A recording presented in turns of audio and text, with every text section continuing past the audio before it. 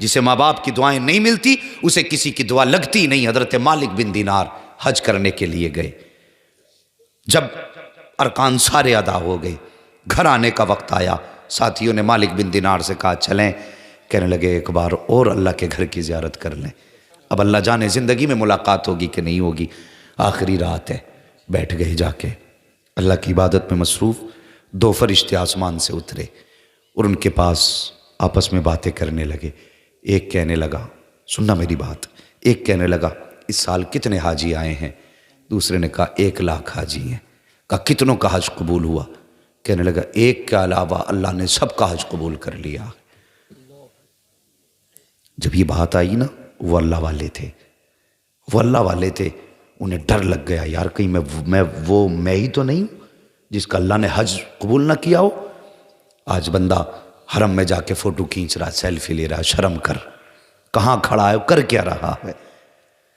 गिलाफ पकड़े हुए सेल्फी ले रहा है। यहाँ भी पूरी ज़िंदगी सेल्फी लेते लेते गुजर गई। कम से कम अब तो अल्लाह की बारगाह में आके दो आंसू गिरा दे। हज किसके लिए करने गया? दुनिया को दिखाने के लिए? एहराम में लिपटा है तो सेल्फी है, सर मुंडा रहा है तो सेल्फी है, जमजम के कुएं पे खड़ा है तो सेल्फी है, गिलाफ पकड़ के खड़ा तो सेल्फी है, गुंबद खजरा के सामने खड़ा है तो सेल्फी है। वो यार तुझे ये कैमरा याद रह गया, वो कैमरा याद नहीं रहा जो अल्लाह ने कांधे पे लगा रखा है।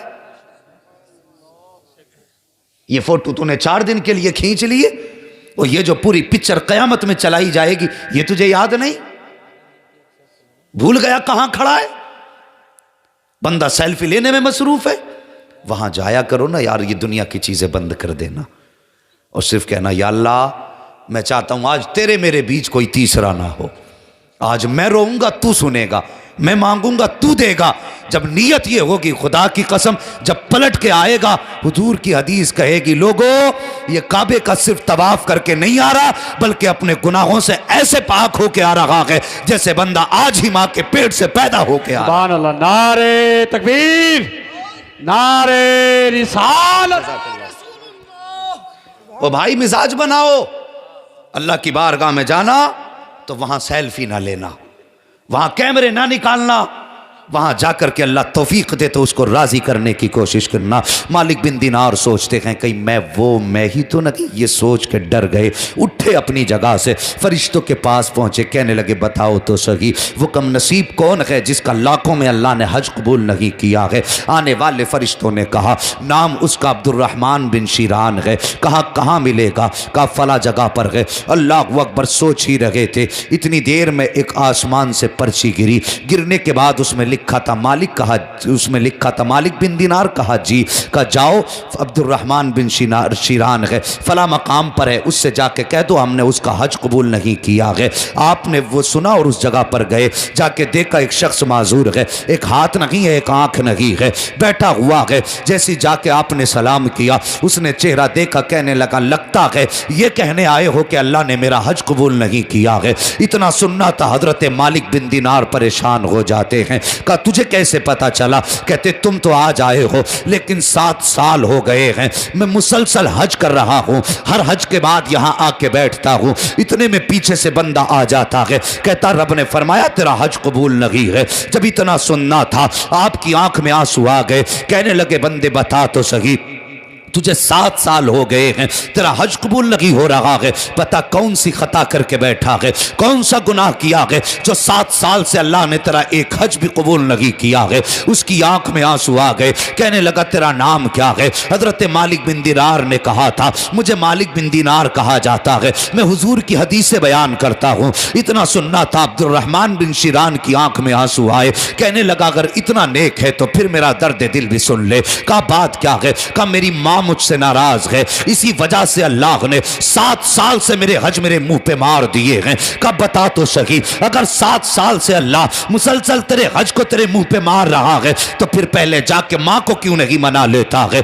अब्दुर्रहमान बिन शीरान कहते हैं कि मैं आने वाले मैं अपनी माँ को कैसे मनाऊं? मेरी माँ है कि मानती नहीं है, राजी नहीं होती है। का कौन सी खता करके बैठा है? का ये तो मैं नहीं बता सकता हूं। अल्लाह अकबर, का खता ही इतनी बड़ी है कि बताते हुए कलेजा कांप रहा है। कब मेहरबानी कर, तू तो अल्लाह का नेक बंदा है, मुस्तफ़ा की हदीस से बयान करता है, इतनी मेहरबानी कर दे, मेरी माँ के पास मुझे ले चल, मेरी खताएं बख्शवा दे। कहा तेरी माँ कहाँ है? कहा वो भी हर साल हज करने के लिए आती है। कहा कहाँ मिलेगी? कहा जाओ मीना के मैदान में चले जाना, एक खेमा होगा, आधी रात के अंदर भी चिराग जलता होगा, जिस खेमे के अंदर से कुरान की तिलावत की आवाज आ रही होगी, वही खेमा मेरी माँ का खेमा होगा। अल्लाह अकबर। मालिक बिन दिनार ने अब्दुर्रहमान बिन शिरान के पास से सफर शुरू किया है। चलते चलते उस मकाम पे पहुंचे हैं जहां पर इस शख्स की माँ बैठी हुई है। अंधेरी रात है, चिराग जल रहा है, कुरान की तिलावत की आवाज आ रही है। दरवाजे के जाकर के आपने सलाम किया, अंदर से जवाब आया है। फिर कहते हैं खातून इजाजत हो तो मैं अंदर आना चाहता हूं। अंदर से आवाज आई, कौन है तू, कहाँ का रहने वाला है? आवाज दे के कहते हैं मुझे मालिक बिन दिनार कहा जाता है, मैं हुजूर की हदीसें बयान करता हूँ। अंदर से आवाज आती है, आजा अंदर आजा, इजाजत है। जैसे आप अंदर गए हैं, माँ के चेहरे पे कपड़ा पड़ा है, खातून गर्दन झुका के बैठ जाती है। आप जाके कहते हैं माँ एक बात का जवाब दे। कहा क्या बात है? क्या तू हज करने अकेली आई है? कहा हाँ अकेली आई हूँ। क्या तेरे पास औलाद नहीं है? इतना सुनना था, माँ की आंख में आंसू आ जाते हैं। कब मैं बे औलाद तो नहीं हूं, खुदा ने मुझे एक बेटे से नवाजा है। अल्लाह अकबर। फिर आप कहते हैं माँ बता तेरा बेटा कहाँ है? माँ चुप हो जाती है। फिर दूसरी मर्तबा कहा ए माँ बता तेरा बेटा कहाँ है? माँ ने फिर जवाब नहीं दिया है। फिर आपने तीसरी मर्तबा कहा माँ बता तो सही, अगर बेटा है तो अकेली क्यों आई है? माँ कहती है मेरा बेटा 7 साल से मुझसे दूर हो गया है, 7 साल हो गए दरवाजे पे नहीं आया है, अकेली हज करने आई हूं। का माँ अगर तू इजाजत दे तो तेरे बेटे को मैं ढूंढ के ले आऊं। का कहां तलाश करेगा? का माँ इजाजत तो दे, तेरे बेटे को मैं लेकर के आऊंगा। माँ ने कहा तेरा एहसान होगा, वो जाने वाले मेरे बेटे को वापस ला दे। मालिक बिन दिनार अपनी जगह से उठे हैं, अब्दुर्रहमान बिन शिरान के पास पहुंचे हैं। कहा चल मैंने तेरी माँ को मना लिया है। अल्लाह अकबर। जब लेकर के गए हैं, अब्दुर्रहमान बिन शिरान का हाथ मालिक बिन दिनार के हाथ में है। जैसे दरवाजे पे पहुंचे हैं, अब्दुर्रहमान बिन शिरान ने आवाज दे के कहा था ए माँ तेरा बेटा आया है, अंदर आने की इजाजत दे दे। जैसी इतनी बात कही थी, अंदर से माँ की आवाज आई थी, खबरदार मैं तेरा चेहरा देखना नहीं चाहती हूँ,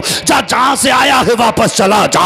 जैसी इतनी बात कही है, हजरत मालिक बिन दिनार की आंख में आंसू आ जाते हैं। कहते नादान बता तो सही, जब तन्हाई में मिला था तो तेरे माँ के सीने का दर्द अलग था, लेकिन अब जब तू आया है तो वो कौन सा जख्म है जो तेरी आवाज से ताजा हो गया है? वो कौन सा दर्द है जो तेरे लहजे से जिंदा हो गया है? अल्लाह अकबर। अब्दुर्रहमान बिन शिरान की गर्दन झुकी है। मालिक बिन दिनार वापस जाने लगे हैं। तब अब्दुर्रहमान बिन शिरान ने मालिक बिन दिनार का दामन थामा है और कहा था हजरत जी जब यहां तक आ गए हो तो मां से माफ भी करा के चले जाओ, कयामत तक एहसान नहीं भूलूंगा। आपने हाथ पकड़ा है, मां के सामने लेकर के गए हैं। ओ जवान, कभी मां के दर्द को समझ लिया करो, कभी मां के प्यार को समझ लिया करो। तू कहता कि मां माफ नहीं करती है, तुझसे किसने कह दिया ये माफ नहीं कर सकती? खुदा की कसम, अरे ये तो वो जिगर रखती है, तू जितना चाहे जुल्म कर ले, अगर एक मर्तबा इसके कदमों में जाके बैठ जाएगा और इतना कहेगा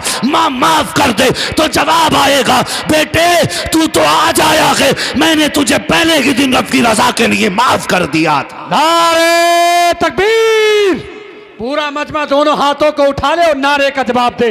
नारे तकबीर, नारे रिसालत, उलमाए अहले सुन्नत, मसलके आला हजरत, हजरत अल्लामा मुफ्ती हम्माद साहब किबला, हजरत अल्लामा मुफ्ती हम्माद साहब किबला।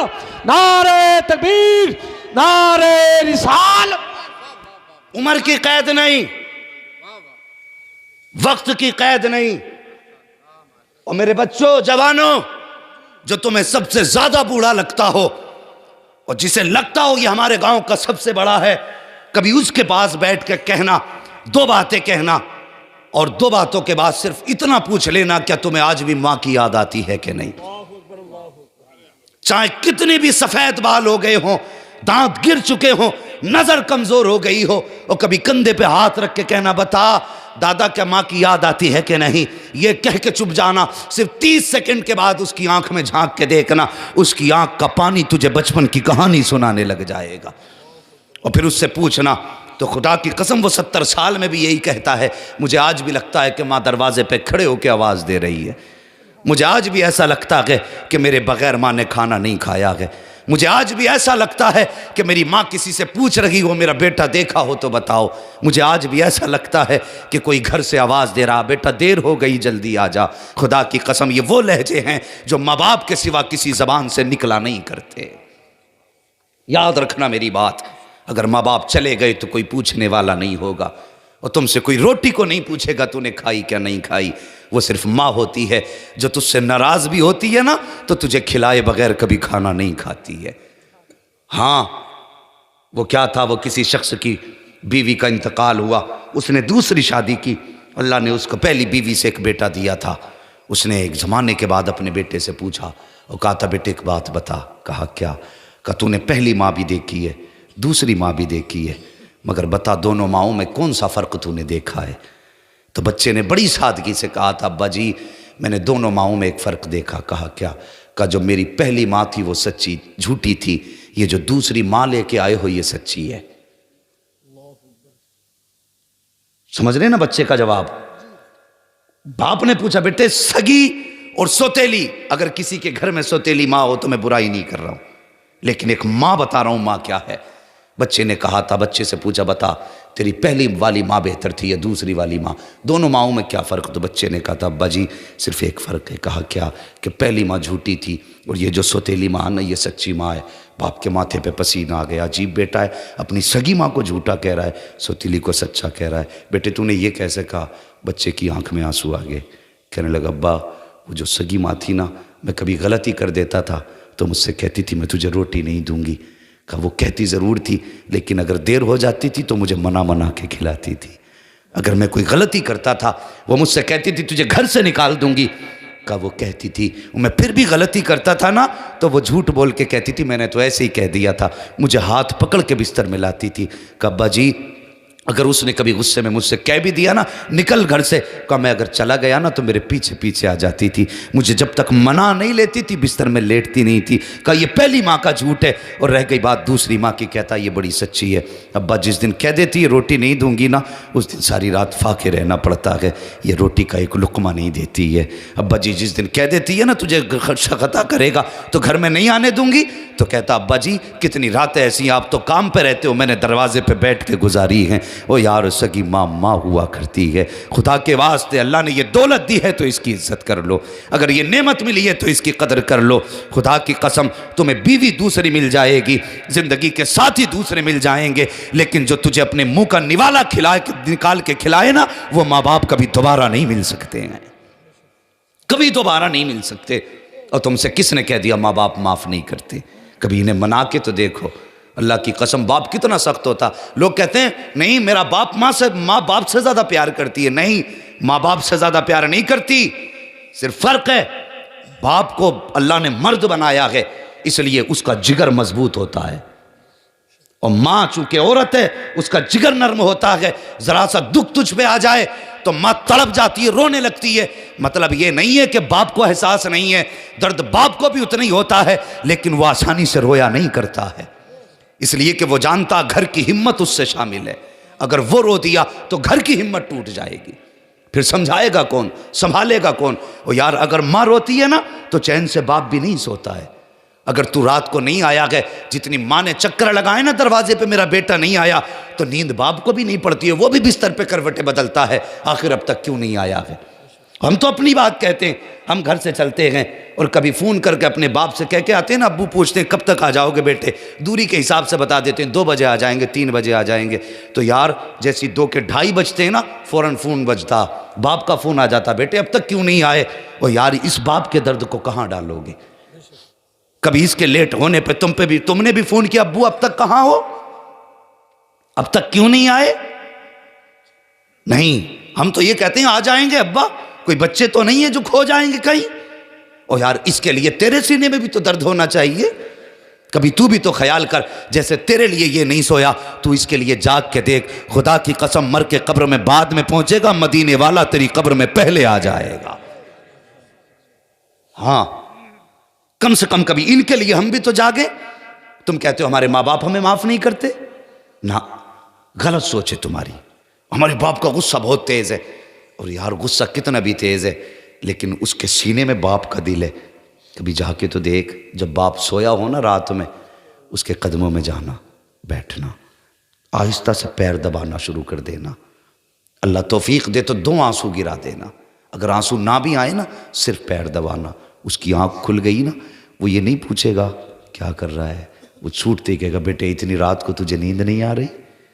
कितनी भी नाराज बाप होगा, सिर्फ तुझे पैर पकड़ना, रात में सोते हुए के आंख खुलेगी, पहला जुमला ये होगा बेटे दुनिया सो रही है, तू जाग रहा है। उस वक्त इतना कह देना अब्बा मुझे माफ कर दे, खुदा की कसम मेरी जबान काट देना। अगर बाप दूसरा जुमला जबान से निकाल दे, उठेगा तुझे सीने से लगाएगा, कहेगा बेटे अगर तुझे माफ किया ना होता तो आज तक तेरे ऊपर यह आसमान सलामत ही नहीं होता।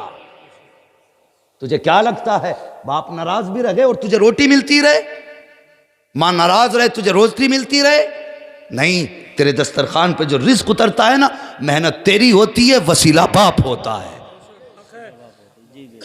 तो कभी ये मत सोचना कि हमें माफ नहीं कर सकते, हमें इन्हें मनाना नहीं आया, हमें इन्हें राजी करना नहीं आया। इनकी बड़ी कुर्बानियां रही हमारे लिए, कैसे कैसे इन्होंने पाला। वो कभी किसी को पालते देखो तो अपने माँ बाप को तसव्वुर में लाया करो, कभी उनका भी ख्याल किया करो। अपने बच्चों को गोद में लेके जब माथा चूमो ना, तो कभी उनको भी याद कर लिया करो कि हमें भी तो हमारे माँ बाप ने ऐसे ही पाला होगा। खुदा के वास्ते कभी बीवी के कहने में आके बाप पे हाथ ना उठाना। अगर इस पे हाथ उठ गया ना तो फिर तुझे जन्नत दिलाने वाला कोई पैदा ही नहीं हुआ है, ये भी याद रखना। हुजूर चेहरा फेर लेंगे उस शख्स से जो माँ बाप पे जुल्म करेगा। सिर्फ एक सहारा हुजूर ही तो है, इसके अलावा और है ही क्या हमारे पास? कोई और सहारा है? अगर वो भी नाराज तो फिर क्या मिलेगा?